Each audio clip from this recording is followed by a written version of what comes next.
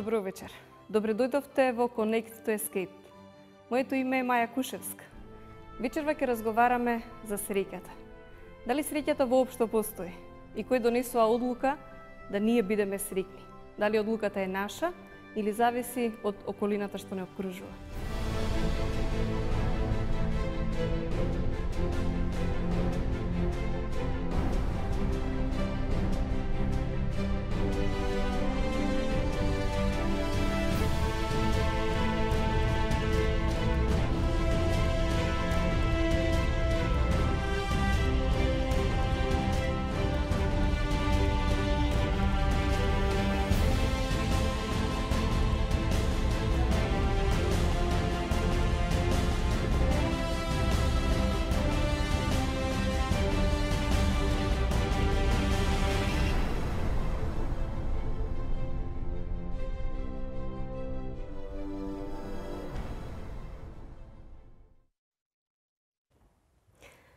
И ова вечер со нас се нашите гости. Би сакала повторно да ги поздравам и да им посакам добре дојде на професорот доктор Иван Миланов, нутриционистот Цвета Динева, Елена Стојановска, Саша Стојановски и Весна Станковска.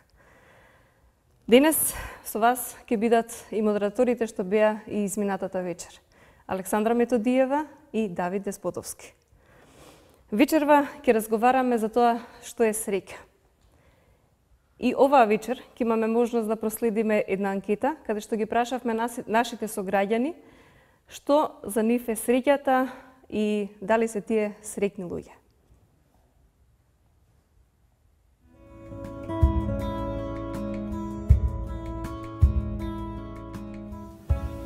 Кога ќе го пронајдеш правиот себе си, кога се чувствуваш убаво во својата кожа. Среќа на вистина, тоест, знам што не е среќа.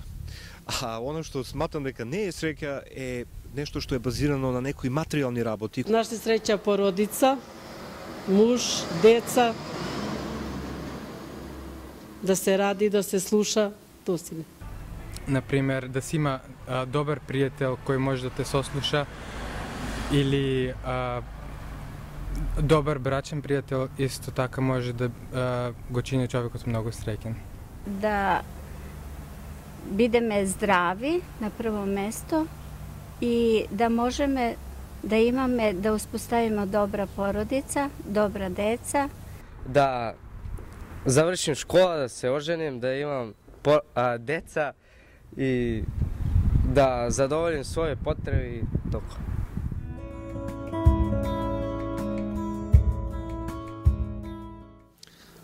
Да, сум среќен. Среќна, радна, вредна. Себе си сматрам за среќна особа заради тоа што имам се што ми е потребно во животот. Јас се сметам за среќна личност. Среќна сум што сме здрави, што имам добра деца. Тоа е највеќа среќа во овој живот. Моментално се осеќам као среќна личност, а понатаму ќе видим. Истото прашање го поставаме и на нашите вечерашни гости. Дали се чувствувате среќни? Дали сте вие среќни луѓе? Весна? Да, се чувствувам среќна.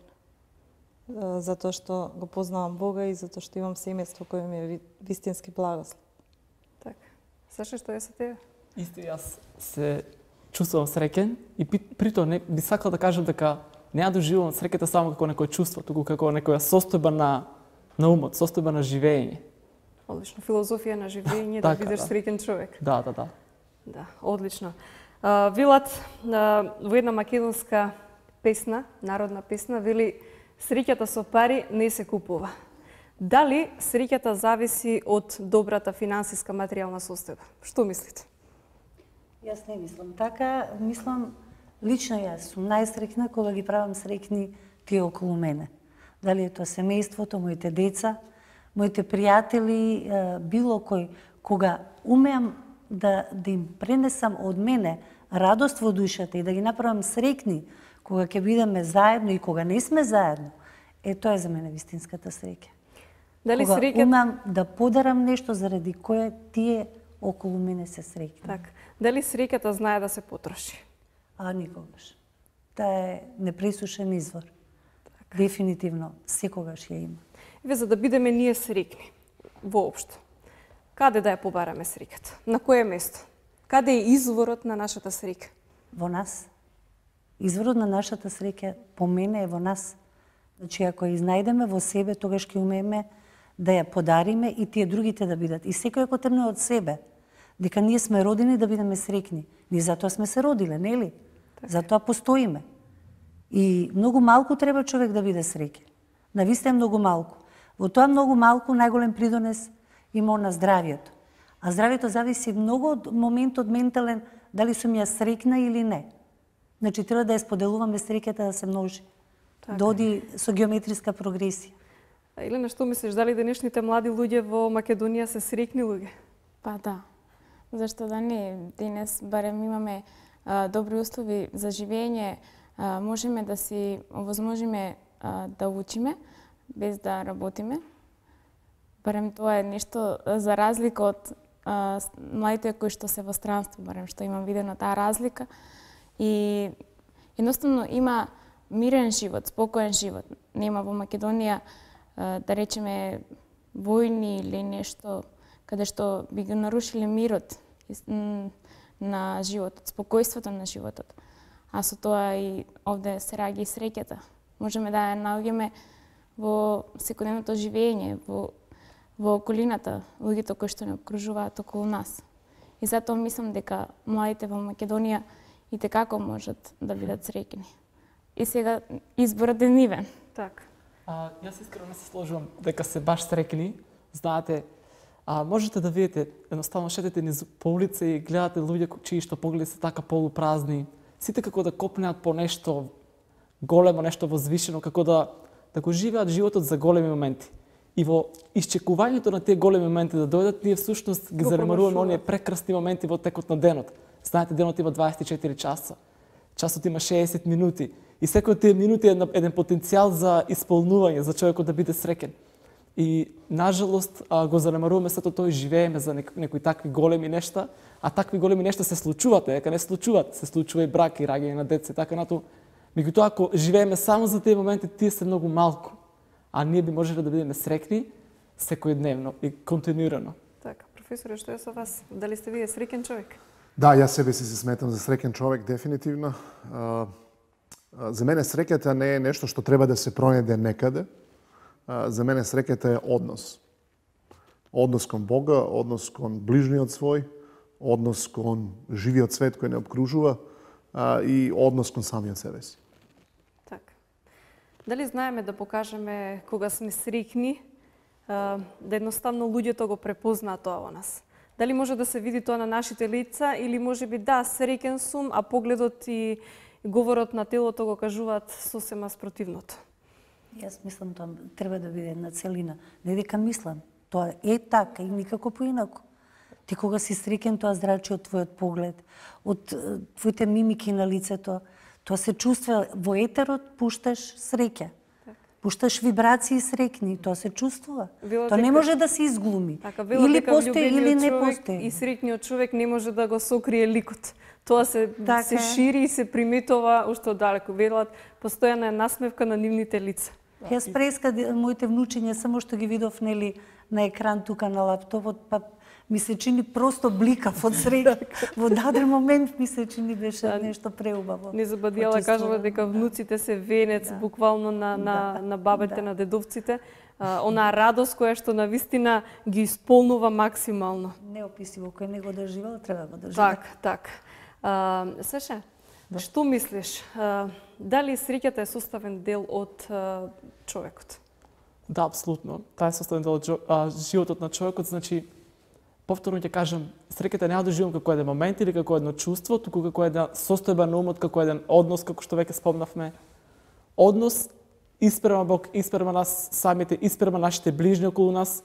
Едноставно однос кон гледање на самиот живот, како го доживуваме самиот живот. Така. Јас би сакала да ги слушнам и вашите коментари по однос на вечерашната тема. Дали сте вие среќни луѓе и како вие изразувате среќата? Јас би замолила Давид и Александра да ни поделат неколку ваши коментари. Да, бидејќи оваа вечер имаме прекрасни теми, значи за превенција од рак и за среќа, и добивме еден прекрасен коментар во врска со ова. Доколку немаме стресови, ќе бидеме среќни. А така ќе се заштитиме и од ракот. Секако треба да внимаваме и на храната, а и колку престојуваме на чист воздух. Поздрав за сите. Значи, тоа е еден коментар, има и што некои интересни што би сакала јас да ги прочитам. Среќата не е нешто што го имате во рацете, туку што го имате во срцето. Џон Ленон рекол: кога имав 5 години, мојата мајка ме учеше дека среќата е клуч за животот. Кога отидов на училиште, ме прашаа што сакам да бидам. Кога ќе пораснам, напишав среќен. Ми рекоа дека не сум ја разбрал задачата, а јас им реков дека тие не го разбрале животот. Не е среќен оној кој има многу, туку оној на кого му треба малку. Одлучив да бидам среќен бидејќи е добро за здравието. Среќа е кога твоите најблиски се живи и здрави. Останатото може да се купи, поправи или заборави. Давид, кај тебе има нешто? Кај мене има исто неколку коментари. Да бидеш среќен не значи се да биде совршено.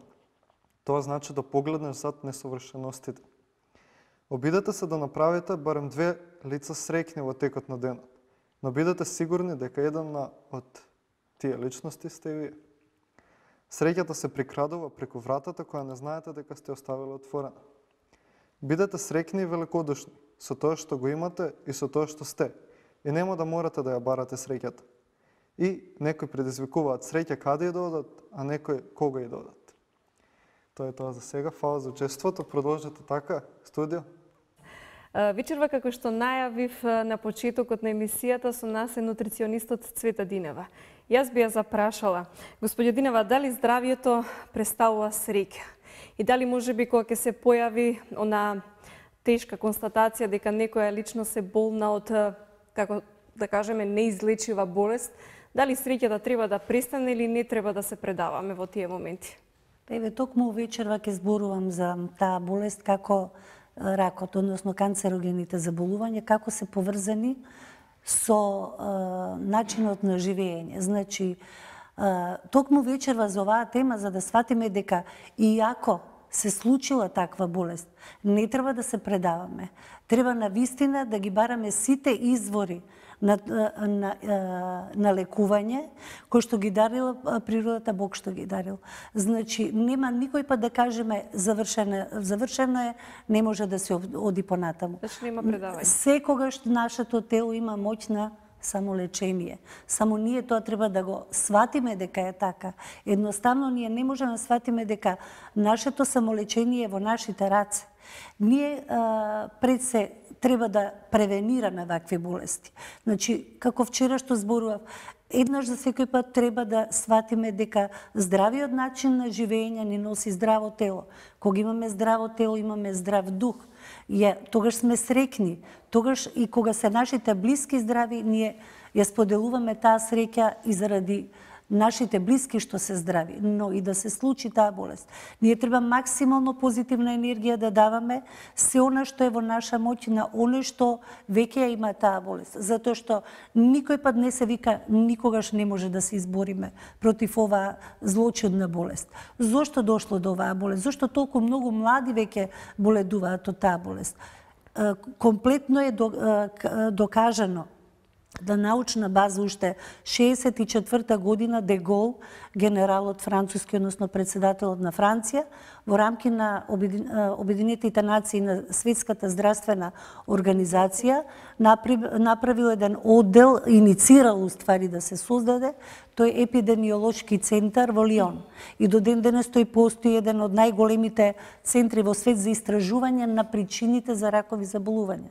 И се дошло до званичен податок дека 80% од ракови заболувања се должат на влијание од околината, односно сите промени во природата што настана заради уште од Втора светска војна, бомбардирање, загадување на земјата, потоа преенормна конзумација на одредени храни што биле неавтентични за човеков организам. Тоа е пред се шеќерот. Еден податок вели следно: некаде средината на 19 век 2 кила мед се јадело на годишно ниво по човек. А веќе крајот на тој век 5 кила шекер се јадало до 7 кила, а на крај на 20 век да се стигне до 70 килограми шекер на годишно ниво по човек. Затоа што не е само шекер како шекер кога се јаде, како сладкиш. Секаде го има како конзерванс, како нешто што дава рок на трајање на мал милион продукти, меѓу кои некои како кетчапот, што е нешто што е сосема поинакво, а не е сладкиш, нели? Како и да е, енормната конзумација на шекер, на белите брашна, значи осакатено пченично или било кое житно зрно, од кој извадена обвивката во која се содржи на целулоза што е чувар на нашите црева, тие осакатени зрна доведува исто така до големи причини за појава на ракови заболувања. Да не говорам конзервансите кои што се стават во сите можни артикли, во шарени убави амбалажи, па си се лажат децата, па со маркетиншки кампањи им се продава се друго, но не храна во тие шарени амбалажи. Значи предоминација и на рафинираните масла, како што е рафинираното сончогледово масло, од пченка маслото и мал милион други рафинирани масла, трансмаснотиите во вид на маргарин и се она што се прави со нив, како што се лиснати теста, како што се буквално секојдневие во нечија исхрана. Тие трансмаснотии, тие рафинирани масла доведоа до предоминација на она есенцијална масна киселина омега-6 во телото, на сметка на она омега-3, а тие мора да бидат во рамнотежа меѓу себе. Фактички, јас и на деца вчера им објаснував, раковите заболувања настануваат во она тело во кое што е нарушена базата и киселината. 80% е база нашата клетка, 20% е кисел ПК. Сооднос на омега-3 и омега-6 се движи. Како? Еден за омега, да речеме 5-6 во полза на омега-6 по природа на нешта. Со начинот на живење, со начинот на исхрана кој го имаме денес, тој сооднос на омега-6, омега-3 оди 1:60 дури. Па тоа е ненормален дисбаланс на овие природни соодноси во клетката. Ваква нарушена база и киселина и нарушено сооднос омега-3, омега-6 фактички дава подлога за развој на малигни клетки, туморозни кои преоѓаат во малигни. Оној гликемиски индекс што треба да го држиме на нормала. Значи инсулинот треба да биде цело време во една нормала. За да биде така треба да се храниме со што повеќе природна храна, која нема висок гликемиски индекс. А како што споменав, ова енормна конзумација на бели брашна и на шекер го качува нивото на инсулин страшно многу. Со него братски оди тој еден негов најголем пријател ИГФ хормон на раст. И тој кога ќе се покачи и еве ти поле за растење на тие туморозни клетки, рапидно да се шират и телото ден по ден се повеќе е нападнато и тоа со години трае, не се манифестира и потоа се вика наеднаш се разболе од нешто.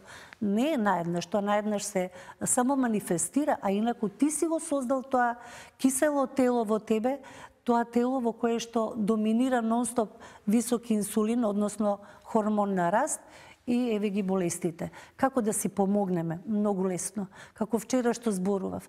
Повторно се враќаме на онаа храна што е дал Бог. Тоа е она свежата храна, водата да не ја заборавиме. Немаме никакво право, нити морално, нити било какво, да ја подцениме водата и да ја исклучиме од секојдневието. Затоа што таа е носачот на нашето здравје. Значи, пред се водата, потоа свежото овошје, свежиот зеленчук, свежите јаткасти плодови. Јас тука во овој контекст само ќе спомнам кои се храни се сметаат со високо антиканцерогенно својство. Еве, само неколку да ги набројам. Тоа се сите оние луковици, лук, кромит, прас и така натаму. Ѓумбирот, куркумата не смееме да ја тргнеме, значи мора да се користи секојдневно и од овошјето сите овошја се разбира, но акцент во оваа насока им се дава на оние ситните црвени плодови, малина, капина, рибизла, боровинка, аронија и така натаму. Тоа се тие црвенките плодови се страшно силни. Нема некој плод све што би рекла, нема антитуморско дејство. Сите имаат. Зошто? Зашто ни обезбедуваат база. Свежата храна е она што ни обезбедува база.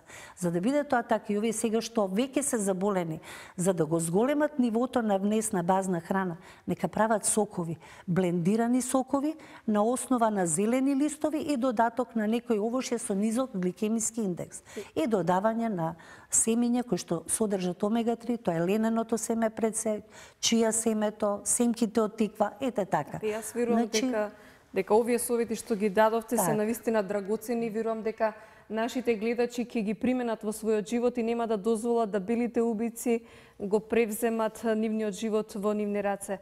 Секоја наша одлука е, барем така мислам и сметам, дека треба да биде донесена со чист разум. Секоја наша одлука е и наша грижа.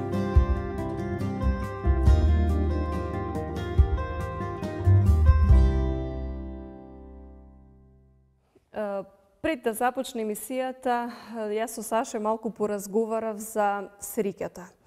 Како тој ја сваќа среќата, меѓутоа стануваше збор за ултимативна среќа. Саше, нешто повеќе сакаш да ни кажеш, да ни поделиш некоја информација, повели? Јас сум изненаден колку добри коментари слушнавме како целата дискусија почна. Меѓутоа, знаете, ние некако се задржуваме, повторно ќе кажам, среќата како чувство кое што е сега го имам, кое што генерално зависи од околностите или слично. Јас би сакал да спомнам за она ултимативна среќа. Што е она што човекот би го направил да биде среќен во целокупниот негов живот. Би сакал да споделам едно моје искуство, значи се случи некаде пред околу 6-7 години. Јас верувам дека многу луѓе поминале низ такво нешто, не сум само јас. Како беше тоа? Значи, бев некаде 4-та година факултет во Скопје и животот ми беше многу добар, многу убав, значи немало никаква траума. Имав прекрасно семејство, до ден денес фала му на Бога, супер другари со кои што се друже секојдневно, чувствував љубов од сите страни. На факултетот ми одеше добро, ги полагав испитите со време, со добар просек. Меѓутоа дојде еден момент на чувство на некоја празнина. Знаете, празнина кога човекот не може да се објасни зошто е тоа така. И сега се обидов да ја надокнам таа празнина со се што ќе ми дојдеше. Знаете, претерано одење на забави, претерано дружење, претерување во алкохол или во што се не. Само и само да ја задоволите таа празнина. И колку повеќе се обидувате да ја задоволите, всушност таа повеќе расте. Се чувствувате се расте. И дури тогаш сватив да јас дека всушност не сум баш среќен како што сум мислел до тогаш. Сватив дека има нешто што ми недостасува и тоа многу ми недостасува. И почнав да барам што е тоа што ми недостасува, што придонело да дојде до таа празнина во мене, да се појави. И знаете, одите на интернет, почнувате да истражувате, купувате книги од разни духовни автори, разна психологија, филозофија, религиозни книги, се нешто што се обидува да даде одговор на таа празнина, како би можело да бидем исполнети. Всушност прашањето или таа празнина ми дојде како резултат на тоа моје незадоволство за да не можам да се одговорам која е смислата на мојот живот. Океј, сега ќе завршам факултет, ќе помине некој време брак, деца, и која е смислата, дали овој живот е само да се роди човек, да има некоја кариера, да основа семејство и да умре, дали е тоа се или има многу повеќе, или има нешто над сето тоа. И заради тоа што до тогаш барем си немав даден одговор за себе, ми беше тешко и тоа беше оно што е предизвика таа празнина и се обидов да ја барам смислата на животот. Знаете, мислам дека додека човек не може да ја најде смислата на животот, тој не може ни да биде среќен. Може да се залажува дека е среќен, може да си мисли дека е среќен, чак што може би и да глуми пред другите дека е среќен, меѓутоа длабоко во себе да чувствува таа некоја празнина, нешто што треба да се исполни. Сега. После тоа долго истражување што го имав, траеше со месеци, сватив дека всушност оној кој што ја направил таа празнина во мене е оној кој што ме создал. Не мислам на моите родители, туку мислам на оној кој што не создал како човечки битија. Тој создал во нас механизам, Бог создал во нас механизам за да едноставно чувствуваме потреба од поврзување со Него, да чувствуваме потреба да имаме однос со Него, да знаеме дека тој е жив, дека тој се погрижил не само да ние постоиме, да дојдеме во постојање, туку тој се грижи исто така и за нашиот живот да биде исполнет. И што се случи тогаш? Истражувајќи ни сите тие книги, ни сите тие религиозни, филозофски, психолошки книги, фала му на Бога, до моите раце дојде Светото писмо, Библијата, и дури тогаш сватив што значи христијанство. До тогаш го замислував христијанството како нешто информационо, како нешто знаете нешто за Исус и тоа е се од некој филм што сте огледале за Великден или Божик. Меѓутоа тек тогаш сватив дека христијанството е всушност однос, однос со жив Бог, однос со Бог кој што постои, однос со Бог кој што не е некаде далечен таму, туку е Бог кој што сака да има удел во твојот живот на дневна основа, секој ден, секоја минута. И тек тогаш, значи, ќе прерипнам малку, значи да немам толку во детали, тек тогаш сваќате колку таа среќа, таа ултимативна среќа, таа смисла на животот зависи апсолутно од тој ваш личен однос со Бог. Јас им препорачувам на сите гледачи, верувам дека секој еден човек си го има поставено ова прашање во животот. Која е таа празнина што ја чувствувам во себе? Што е она што прави да не бидам ултимативно среќен? Јас им препорачувам на сите наши гледачи да размислуваат за тоа, да посакаат пред се, да одговорат на оној повик кој што Бог го има воспоставено, да дозволат Бог да исполни таа празнина во нив, тој механизам, се со цел да може да остварат тој однос кој што би требало да имат. Навистина ми е драго што еве иако така млад, ова е реткост да се слушна од млади луѓе кои што навистина така зрело размислуваат и донесуваат такви одлуки да ајде таа празнина ја потполнат.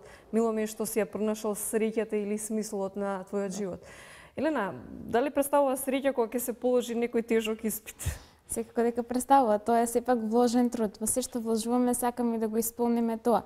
И среќата е токму тоа, одење кон нешто, исполнување кон нешто на самата личност, да бара да биде исполнета, бара да биде среќни сето тоа да го сподели со другите. Среќата е делење, ако не ја споделиме, ако остане само за нас, тоа веќе не е вистинската среќа. Така. Значи среќата треба да се дели со другите. Апсолутно. Доколку не се подели, човештвото не би се разликувало ништо повеќе од она што е животинскиот свет, а тоа е наумно кој што сакаме ние да го почувствуваме. Во ред, значи сметаме дека среќата постои, дека сите сакаме да бидеме среќни, но навистина колку е тоа остварливо денеска. Има моменти кога навистина некогаш ќе тргне нешто наопаку, но вели една изјава, јас одлучив да бидам среќен. Дали вистинската среќа може навистина да се оствари или да се реализира во денешниот живот? Секако дека може да се реализира. Секој, значи, јас од свој аспект како мајка, како баба и сопруга и така натаму, ја наоѓам мојата среќа во самата мисла дека сум богата, дека имам околу мене нешто што се вика семејство. Значи, од тука иде мојата среќа. Кога бев како Саша млада исто, како студент многу размислував и јас. Исто како Саше, просто се повтори мојата приказна преку Саше сега. Така да секогаш имаме причина да бидеме среќни. Јас ги споменувам и овие објективни околности кои што знаат да ни ја закочат среќата заради конкретни проблеми кои ни се наметнуваат, но ако човек реши да биде среќен, треба да има некој и да се наоѓаш на пусто острово кога ќе помислиш дека имаш некој и тамо да си некаде кај што нема никој твој, тогаш си среќен. Кога знаеш дека секој пат имаш некој до тебе со тебе. Бог ако ти е во тебе, ти си среќен. Се разбира, моето семејство е дел од она Бог што ми го дал. Така, и фала за тоа, нормално. Сигурно. Мислам дека ние возрастните понекогаш забораваме да бидеме како деца. На детето не му е многу потребно за да биде среќно. Има еден пример каде што еден богат човек, значи, немало играчка што е произведена, а не му е овозможил на своето дете. Му ја принел да си игра. Тоа нашло едно стапче и цел ден го поминало со стапот, играјќи си по дворецот. Значи, среќата се наоѓа во оние мали ситни нешта. Зошто ние луѓето мораме да доживееме нешто што е експанзија во нашиот живот, нешто големо, величинствено, за да се почувствуваме среќни и таа среќа да трае само неколку моменти. Зошто е тоа така?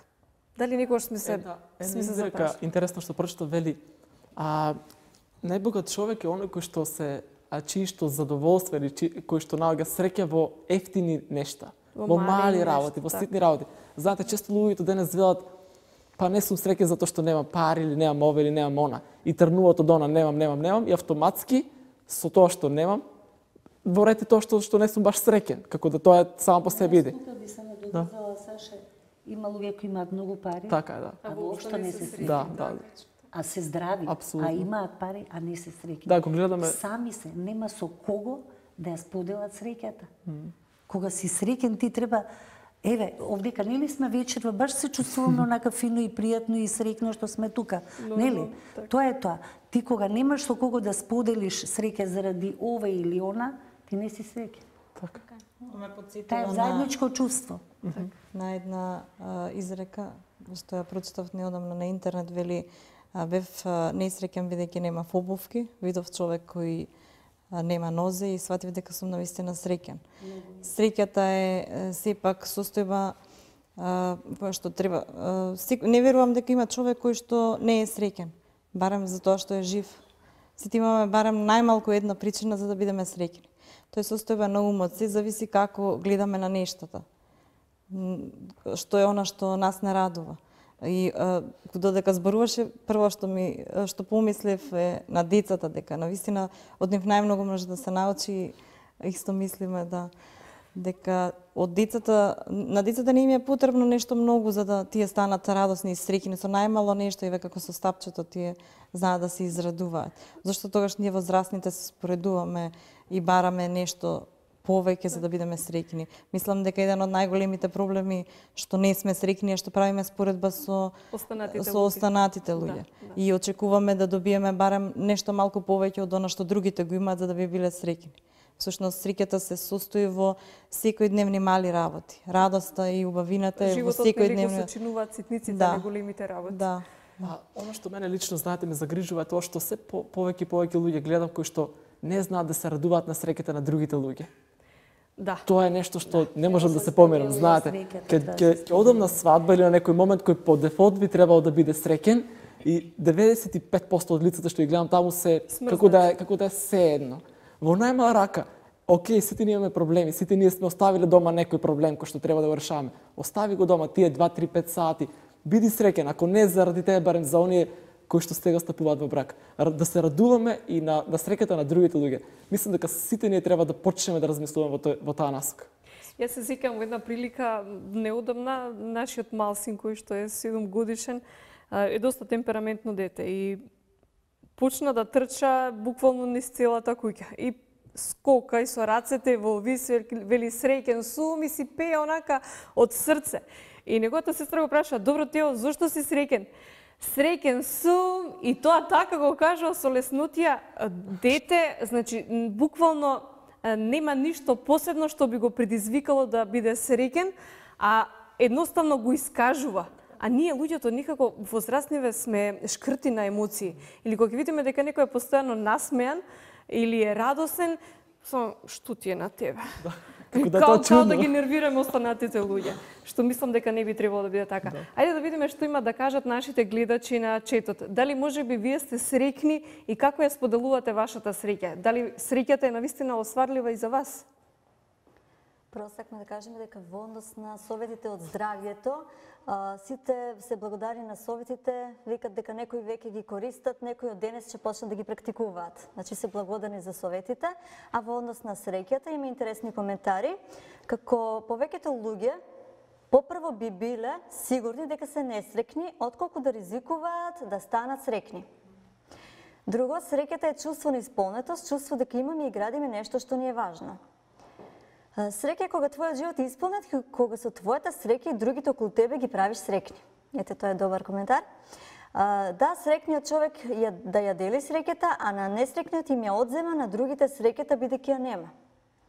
Најсреќните луѓе не секогаш ги имат најдобрите нешта, тие го ценат тоа што го имаат. Дали среќата е во парите? Таму каде што човекот е број 1, парите се број 2. Таму каде што парите се број 1, човекот е број 0. Значи, едно интересно прашање си поставивте и си одговоривте. Среќа е, значи, да бидеме здрави и среќата влијае на здравјето. Да? Животот е како пијано, белите типки се среќни моменти, а црните се тажни моменти. Но не е можно да добиете добар звук без да ги користите заедно. И уште само еден, среќа е да ги правите среќни другите околу себе, почнувајќи од својот дом. Давид, кај тебе? Ка мене има првото извинување најхрабро, првото простување најсилно, а првиот што ќе заборави е најсреќен. Или за среќа е малку потребно. Малку музика и среќата е тука. Нема поголема среќа од тоа некого да направи среќен. Среќен човек ја дели среќата, а несрекниот ја одзема среќата и на другиот, затоа што ја нема. Или целта на нашиот живот е да бидеме среќни. Вистинската среќа доаѓа од задоволството од делата кои се добро сторени. Не колку имаме, туку колку уживаме во тоа што го имаме, тоа е среќа. Студио? Давид ја спомена музиката, предлагам да слушнеме уште една музичка numera и тоа numерата под име Шалом во изvedба на Илија Ампевски. Да ја слушнеме.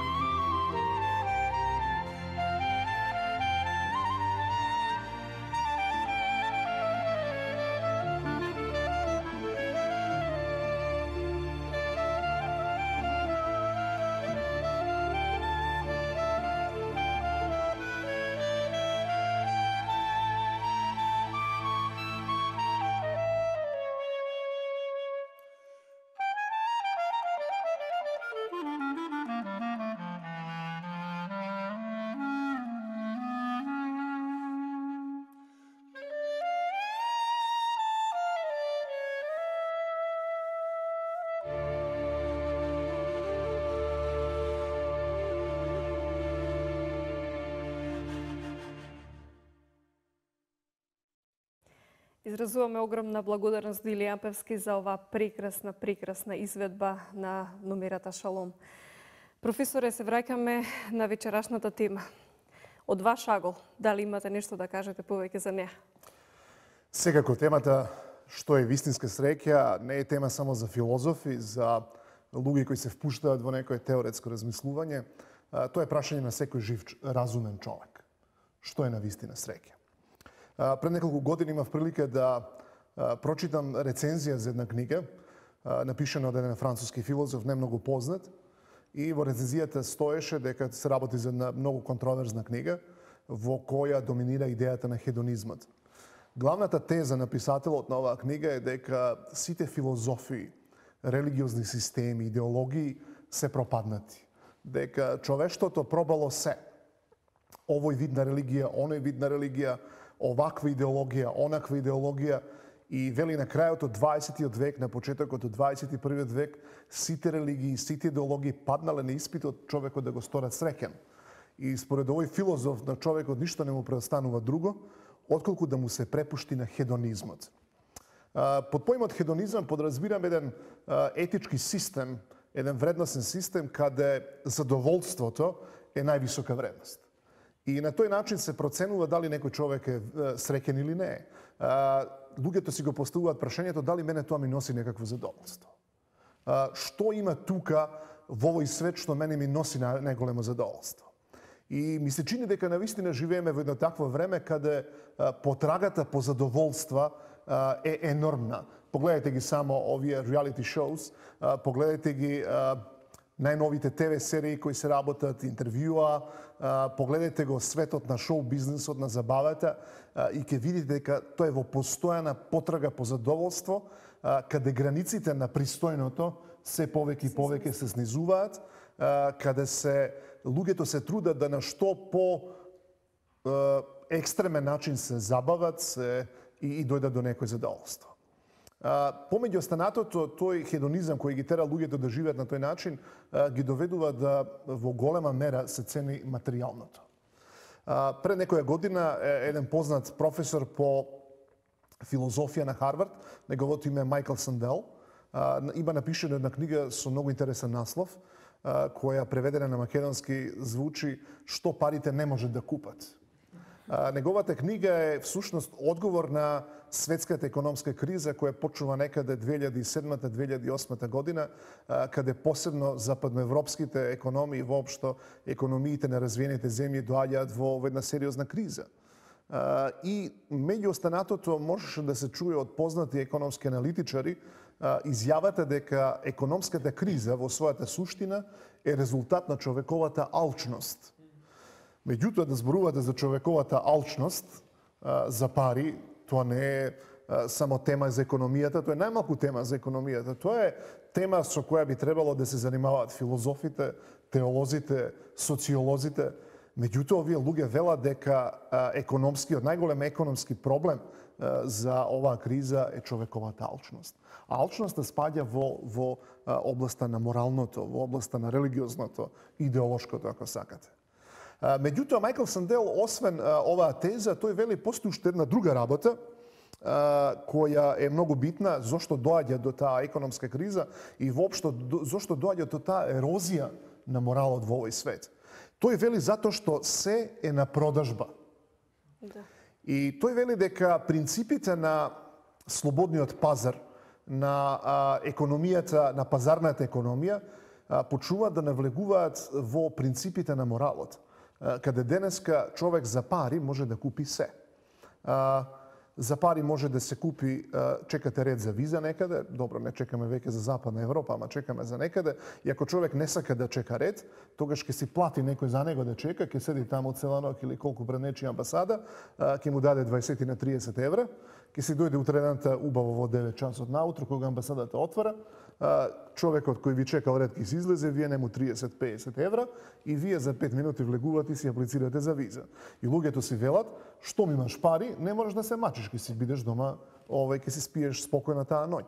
Многу други работи денеска се на продажба. Вчера зборувавме малку за таа сексуализираност во општеството во кое живееме. Една од најголемите работи која денеска се манипулира е всушност сексуалниот живот. И денеска луѓето сметаат дека за пари може да си купат се, па дури и најголемото сексуално задоволство. Бидејќи гледате дека вредностите кои треба да се чуваат за бракот, вредностите кои треба да бидат подарок на брачниот другар во еден миг од животот, тие се распродаваат како да се овош или зеленчук на пазар. Кој ќе даде највеќе, тој ќе добие.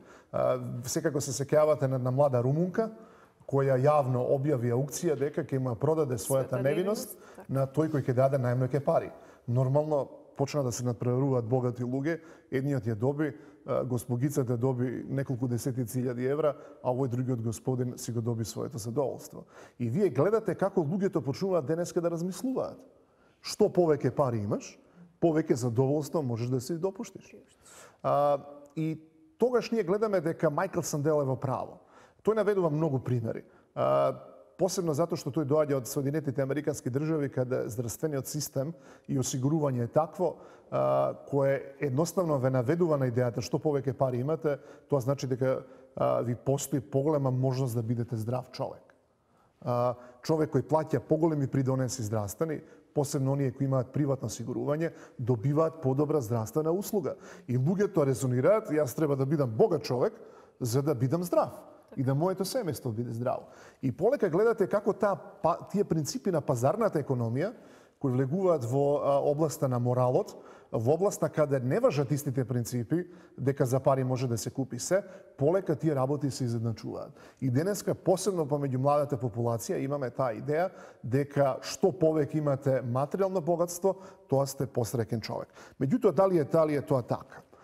Кога мене некој би ме прашал како вие бисте ја дефинирале среќата, јас би рекол дека среќата е физичка, ментална и духовна благосостојба. Нешто што е многу слично до дефиницијата на здравје која нуди Светската здравствена организација, која вели дека здравјето не е само отсуство на болест, туку една потполна физичка, ментална и духовна благосостојба на човекот. Јас потполно се сложувам со такво нешто. Еве и господја Динева која зборуваше за здравјето, која има прекрасни совети, постојано се навраќа на таа идеја дека физичкото здравје, физичката благосостојба дефинитивно влие на нашиот дух, на нашата духовност, на нашето ментално здравје. Затоа јас сметам дека среќата се движи во тие рамки. Сега нешто по-конкретно на таа тема. Со оглед на тоа дека мојата област на интересирање не само професионално, него и лично е врзана за Светото писмо Библијата, јас би сакал во кратки црти да го изнесам библискиот концепт на здравје. Што е тоа здрав човек?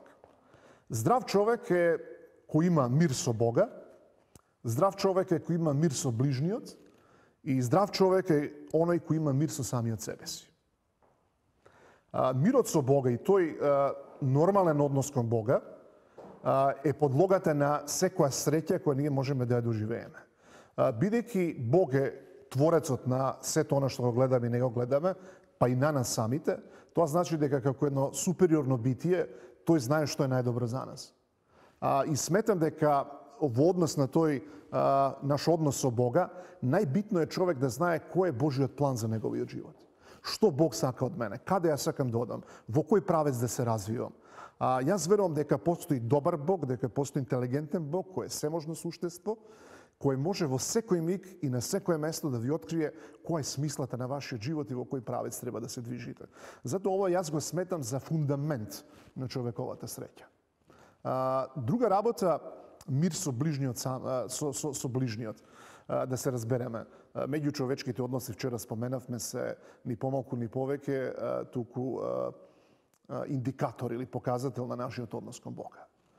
Вие знаете дека луѓе кои се во постојана кавга со некој човек или имаат проблеми со одредена личност, тоа не може да бидат здрави луѓе. Човек кој мрази е полн со горчина, и таа горчина не само што е вперена во личноста која мрази, туку таа горчина е во него и го труе постојано. Јас не сум видел еден човек кој е среќен, а постојано има проблеми со ближните или постои некоја личност со која не може да седат во иста просторија. Јас сум човек кој нема непријатели. Може би постојат луѓе кои не се сложуваат со мене, може би постојат луѓе кои ме критикуваат и јас сум им благодарен на оние кои се конструктивни во своите критики. Меѓутоа, едноставно себе си се сметам за среќен затоа што не влегувам во конфликт со други луѓе без ikakva причина, ниту држам омраза или горчина кон некого. И сметам дека тој наш однос со ближните е исто така многу битен. И конечно тој мир кој го имаме со самите себе си. Исус вели дека постојат две најбитни заповеди во Библијата.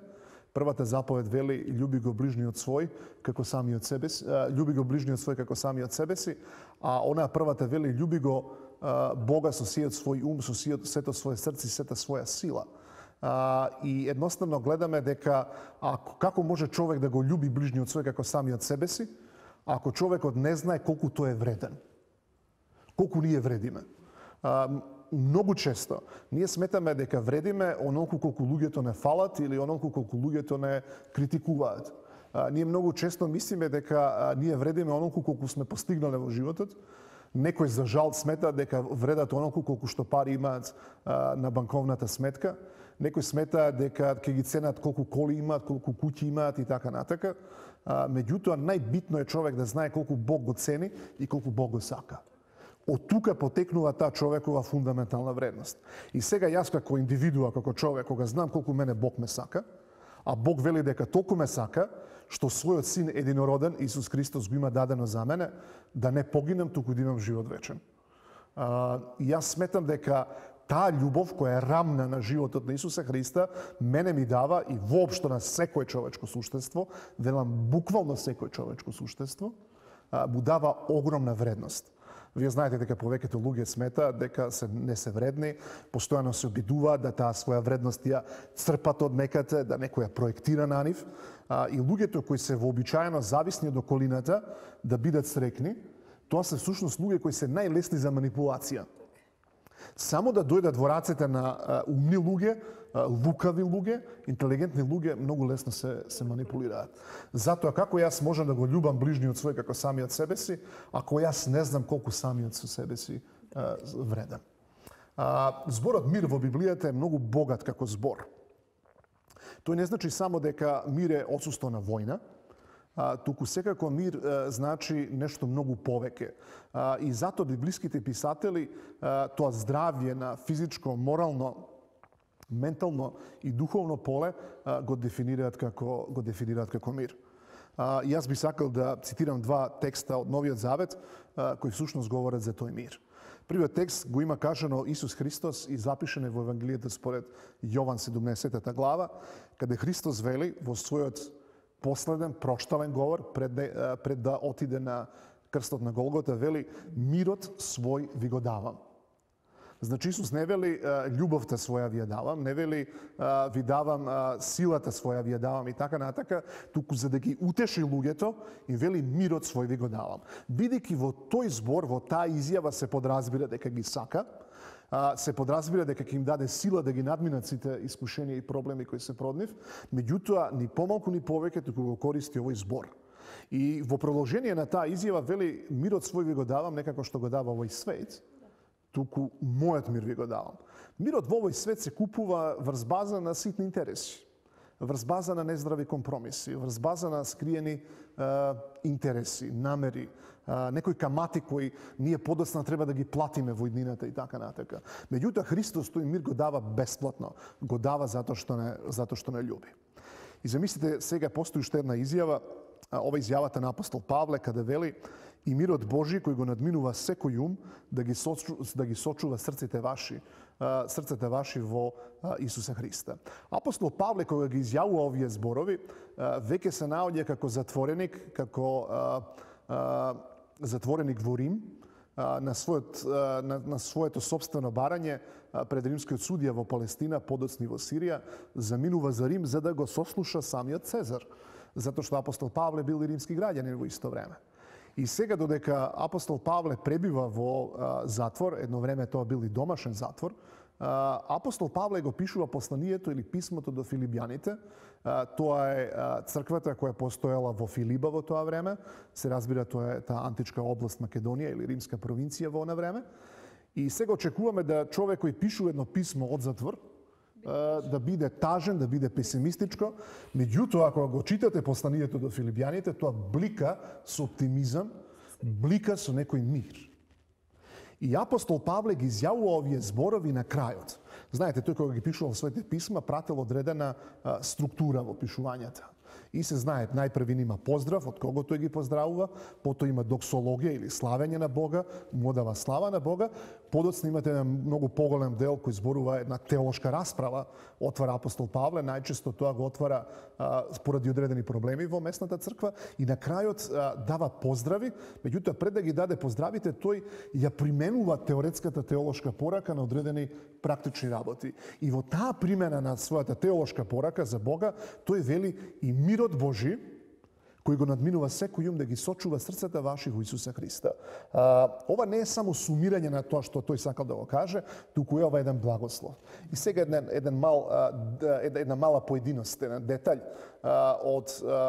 од Филипа. Филипа во она време бил град во кој бил сместен римскиот гарнизон. Вие знаете дека римјаните не се само творци на одредени работи кои ние денеска ги користиме во современото општество, како што е римското право, кој во скоро сите современи држави е темел на правото во една држава. Меѓутоа, римјаните исто така го измислиле животот во касарна. Порано пред тоа луѓето војувале, регрутација на војска, собирале селани и така натака. Меѓутоа се смета дека римјаните се први луѓе кои го измислеа организираниот војнички живот. Кои и биле платени за тоа, имале пензиски систем развиен за оние кои ќе ги преживеат сите можни војни. Меѓутоа римјаните исто така биле познати како многу дисциплинирани војници. И сега гарнизонот во Филипа, како и секој добар гарнизон и касарна, бил под стража. Не можел секој туку така да влезе. И секогаш луѓето кога ќе поминале покрај касарната би виделе еден војник како будно чува стража во секое време. И сега зборот кој апостол Павле го користи и мирот Божи кој го надминува секој ум да ги сочува срцата ваши, е всушност термин кој е превземан од воената терминологија. Со други зборови, Павле вели како што го гледате оној римски војник да ви го чува гарнизонот или го чува гарнизонот каде што се римските војници постојано, е Божиот мир кој го надминува сиот ум е подобар од тоа. Од и тој како еден војник ќе ги сочува срцата ваши во Исуса Христа. Да не должам повеќе. Јас сметам дека односот со Бога, односот со ближниот и прифаќањето на самиот себе си онаков каков си, и желбата да се напредува, според мене е вистинска среќа. Јас животот го разбирам како едно постојано напредување. Постојано напредување во односите. Ние денес имаме многу осамени луѓе. И многу осамени луѓе во исто време и си несрекни луѓе. Ние живееме во мегаполиси, во големи градови, секој ден се туркаме и со рамењата или со рацете се допираме со луѓето додека поминуваме, се разминуваме. Меѓутоа, многу луѓе во тој мегаполис, во таа една кошница, се сами.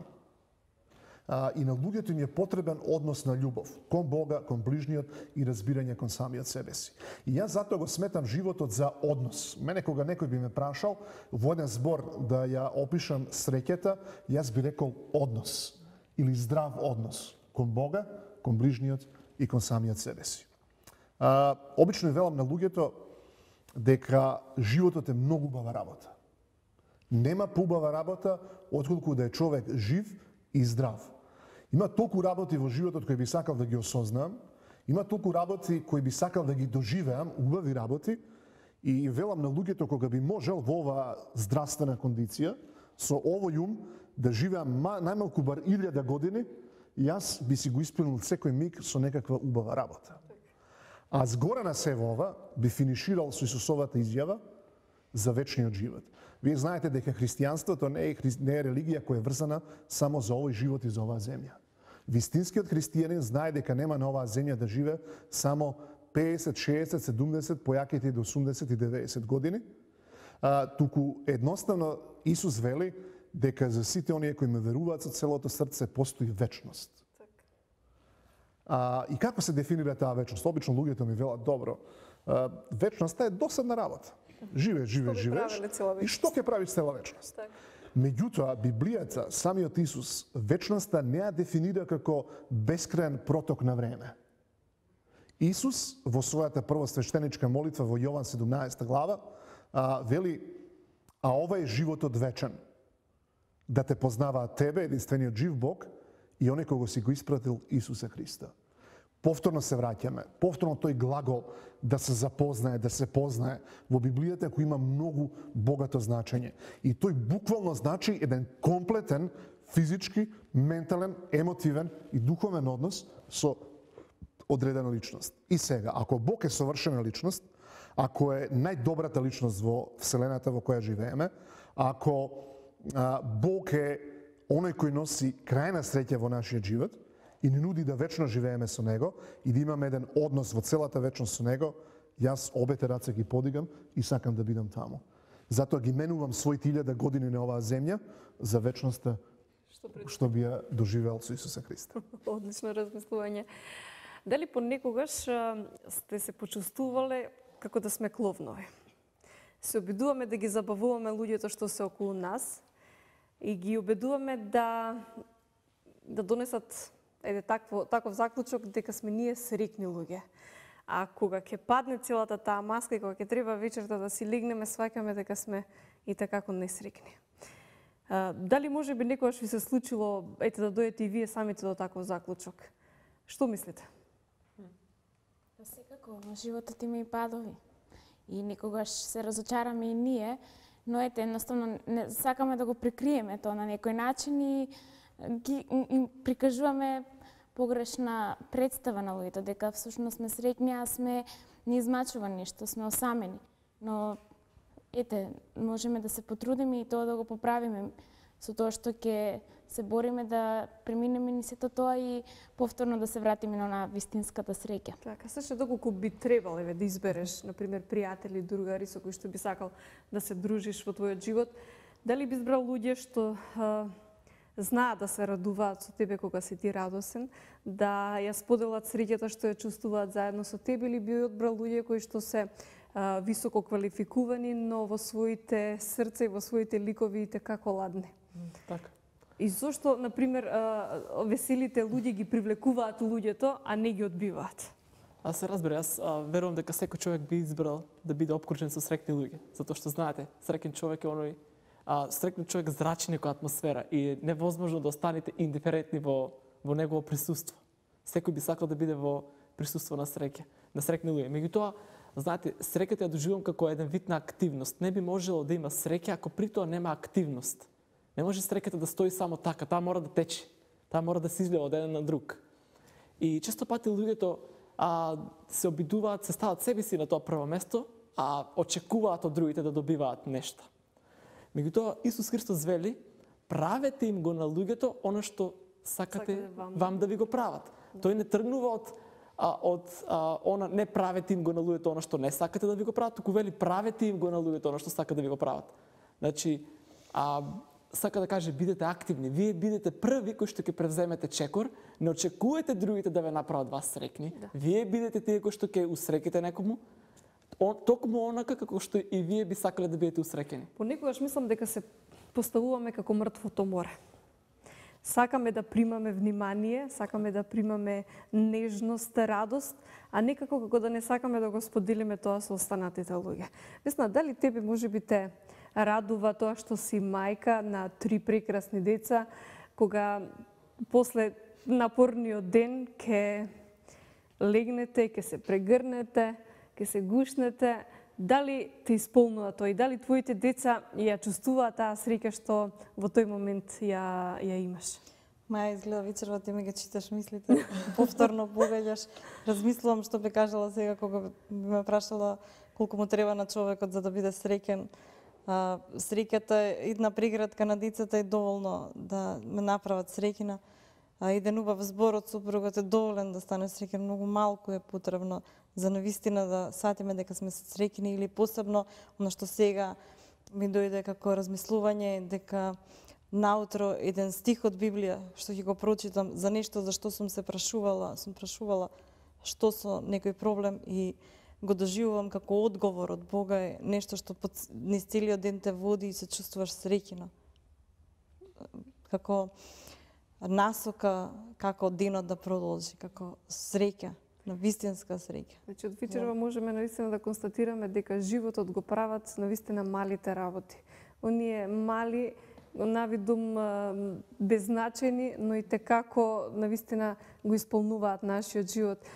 Неодамна прочитав дека не е среќата во парите. Можеш да купиш се, како што кажа професорот, се денес за жал на продажба, но сето тоа е безвредно. Сето тоа е минливо. Како да ја постигнеме она вистинска радост, вистинска среќа која што ќе трае повеќе од еден ден или од една недела. Мислам дека вчера малку поразговаравме со Александра кога кажуваше, па да, среќа ќе купиш нови чевли, ќе им се радуваш 2-3 дена и после недела ден, например, посакуваш да купиш некои други. Значи, среќата поминува. Како да дојдеме до таа среќа што навистина ќе трае еден подолг период? Ќе размислуваме за трајните нешта, за она што е трајно, неминливо. Сега прашање што е тоа трајно? Од животот кој го живееме, искуството ни покажува дека ништо не трае вечно. Дури многу работи кои постојат многу долги низ години на оваа планета Земја имаат свој почеток и науката ни вели дека тие еден ден ќе дојдат до својот крај поради ова или онаа причина. Сега има различни сценарија, различни хипотези. Меѓутоа, нас сега не интересира дали постои некоја личност, принцип, било што е вечно, непомилливо, што е добро. Според некоја моја истрага или истражување кои го имам правено на ова поле, сметам дека единствена личност која е трајна, вечна, која е само добро, која е само љубов, која е само правда, е Бог. И сметам дека во нашиот однос кон Бога ние можеме да ја пронајдеме вистинската среќа. А Бог кој е откриен во Библијата е Бог кој се меша во човечките животи. Тој е опишан како Бог на историјата. Тој не е само господар на човечката историја, туку тој се меша во човечката историја. И тој се меша во нашите лични животи и сака да стапи во контакт со нас. Наше е дали ќе дозволиме, наше е дали ќе му одговориме на тој повик или не. Јас сметам дека секој од нас барем 3 или 4 пати во животот има доживеано повик од Бога да тој како создание, човекот, му одговори на својот Создател. Ја мислам дека тука е почетокот на нашата среќа. Одлично, значи изворот. Апсолутно. Тоа е целта на нашето постоење, нели? Мене ме интересира што се случи на четото дека ние разговаравме овдека. Дали можеби ни пишавте нешто ново, нешто интересно? Јас ќе ги замолам Давид и Александра да споделат некоја ваша мудра мисла. Повелете. Значи имаме пофалби за изборот на песна и барање ова предавање да се повтори. Добре. Значи сега да прочитам неколку коментари.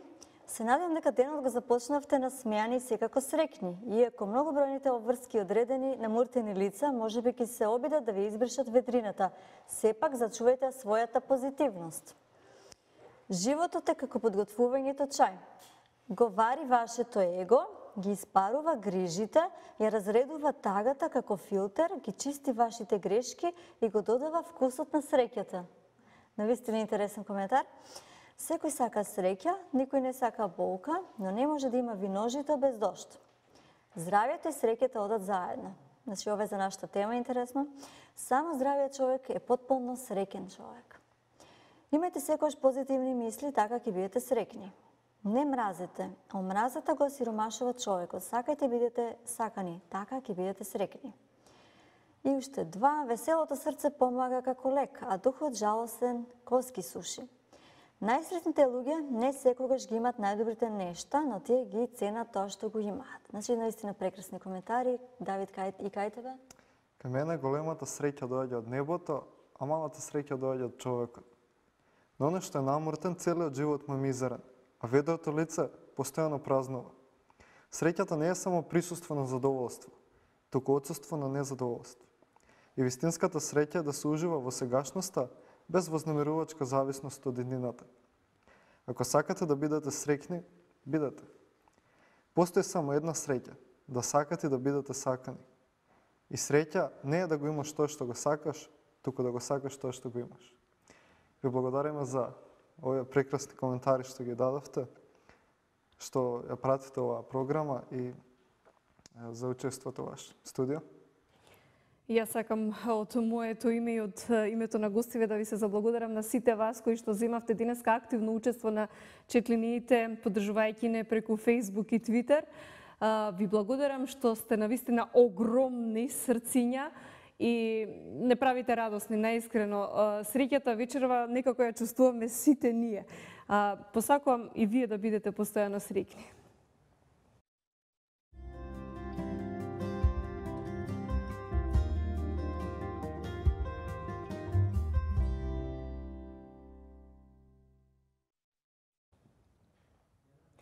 Доколку се уште не сте донеле одлука во својот живот да бидете среќни. Не очајувате и не одолговлекувате. Денеска е вистинскиот момент да бидете среќни. Среќата што ја имате да ја споделите со останатите луѓе, а најмногу со оние што се покрај вас. Една насмевка не чини ништо, но многу дава. Јас ви благодарам за вечерашното учество, но ве повикувам и утре во истото време, во 20 часот, да не следите повторно. Ке провериме дали се уште на денешницава покрај 7 милиарди луѓе на земјата планета постои човек. Пријатно.